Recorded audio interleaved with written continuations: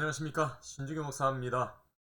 신주규 목사와 함께하는 잠언 묵상, 오늘 제 53강이 되겠습니다. 오늘 주시는 말씀은 잠언 11장 12절에서 15절 말씀입니다. 지혜 없는 자는 그 이웃을 멸시하나 명철한 자는 잠잠하느니라. 돌아다니며 한담하는 자는 남의 비밀을 하나 마음이 신실한 자는 그런 것을 숨기느니라. 지략이 없으면 백성이 망하여도 지략이 많으면 평안을 누리느니라. 타인을 위하여 보정이 되는 자는 손해를 당하여도 보정이 되기를 싫어하는 자는 평안하니라. 라고 하는 말씀으로 타인의 허물을 수집하는 취미는 갖지 말자라고 하는 여러분 아주 흥미로운 제목으로 말씀의 은혜를 받고자 합니다. 여러분 앞절에 이어서 은혜의 문제가 계속되고 있죠. 지혜 없는 자는 그의 이웃을 멸시한다 라고 그렇게 말합니다.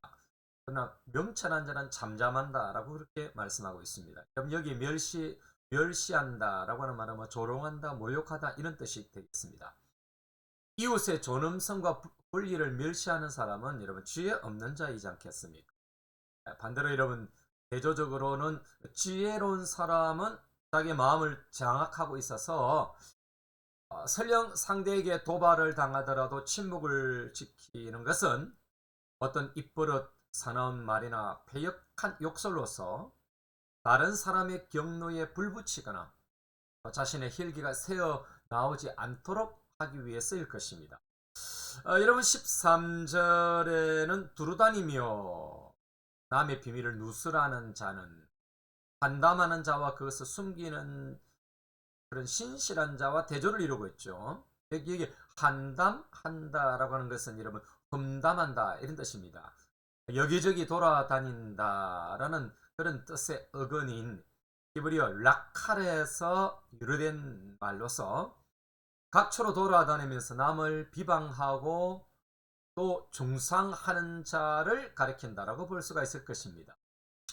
여러분 자신을 믿고 말하는 사적인 그런 대화의 내용을 누설한다면 얼마나 안타깝겠습니까, 여러분. 그런 점에서 한담하는 자는 자기를 신뢰하는 사람들을 배반한다라고 볼 수가 있을 것입니다. 여러분 이렇게 두루다니며 한담하는 자는 자기 안을 다른 사람의 결점으로 채우는 사람이다 라고 볼 수가 있지 않겠습니까? 반면에 이런 마음이 신실한 자는 남의 비밀을 숨기는 것입니다.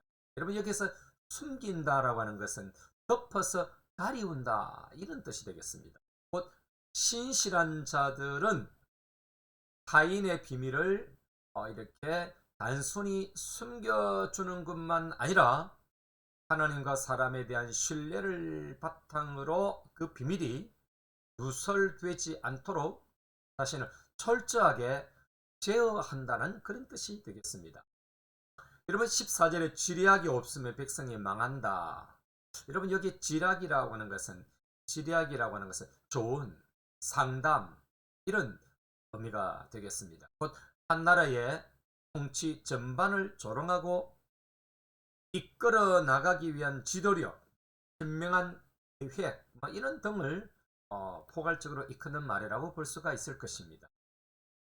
여러분 두 번째 이 지략이라고 하는 것은 두 번째 나오는 지략, 첫 번째 지략과 다른 두 번째 지략은 이 히브리어로 다른 언어입니다.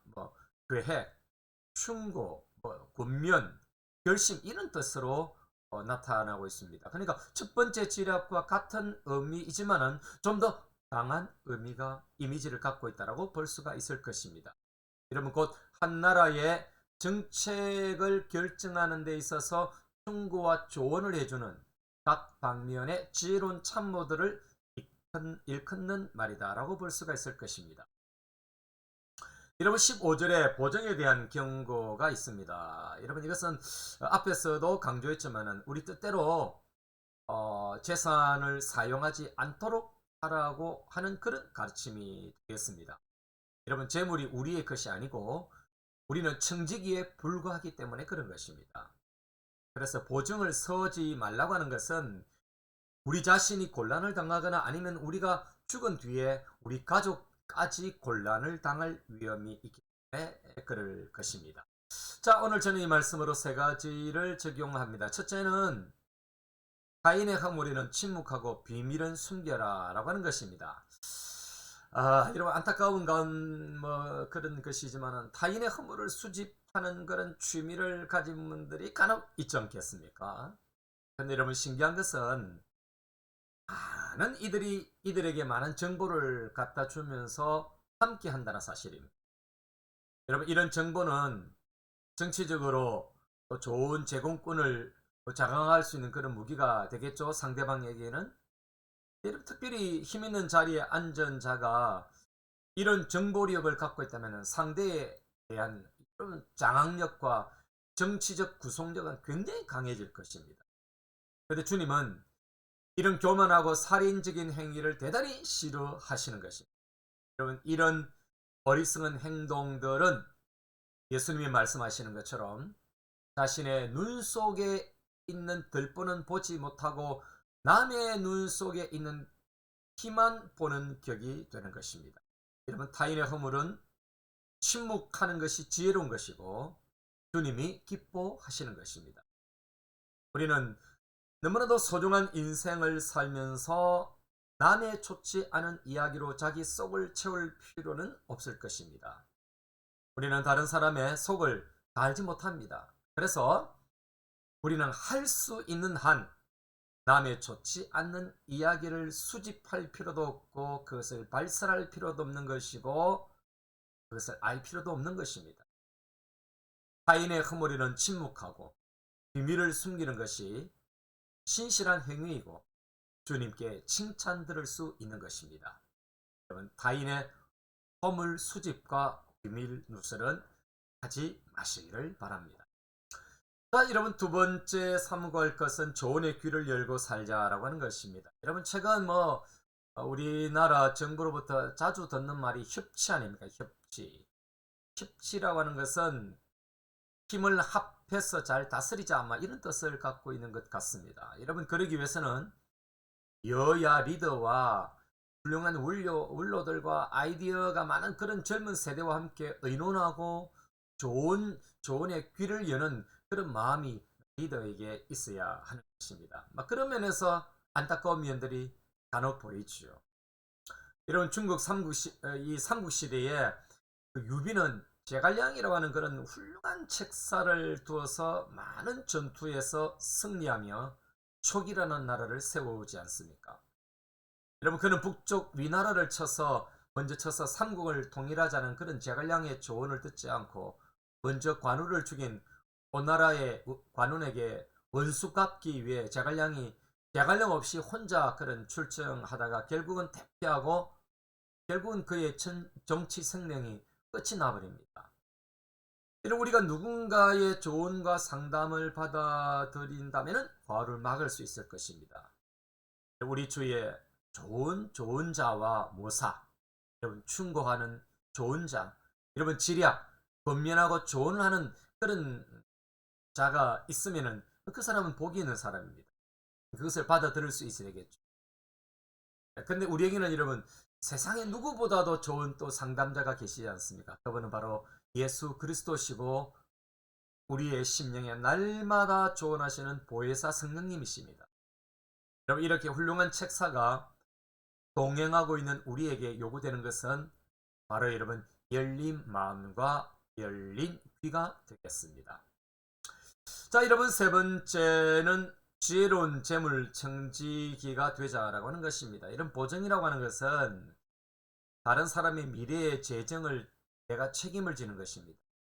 그러나 미래는 이런 우리의 것이 아니고 하나님의 것입니다. 그래서 우리가 다른 사람의 미래를 책임진다고 하는 것은 내가 하나님의 영적인 영역을 침범하는 것과 같은 것입니다.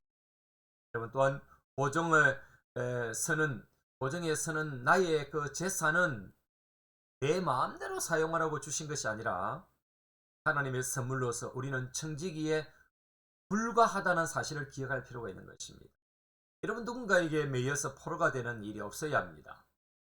오늘 본문의 타인, 이 주르라고 하는 히브리 언어는 모르는 사람이나 외국인, 장녀, 다른 사람을 그렇게 말하는 것입니다. 여러분 물론 부득불 희생을 감수하고 보증을 써야 하는 타인의 범위는 자제인 것이 분명합니다.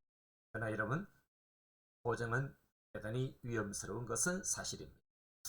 자, 마지막으로 여러분 이런 기도로 하나님 앞에 드려봅니다. 주여, 누군가의 허물과 단점을 노출하고 수집하는 자가 아니라 숨고 덮을 수 있는 자가 되게 하소서.